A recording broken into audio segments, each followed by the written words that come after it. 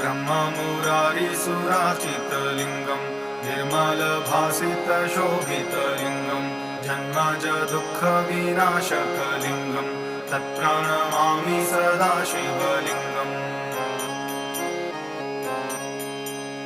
देवमुनिप्रवराजितलिङ्गं कामदहं करुणाकरलिङ्गं रावणदर्पविनाशनलिङ्गं तत्प्रणमामि सदा शिवलिङ्गम्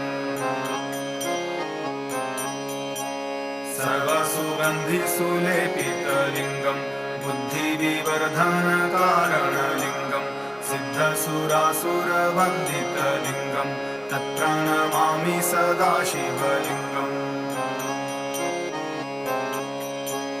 कनकमहामणिभूषितलिङ्गं फणिपतिवेष्टितशोभितलिङ्गं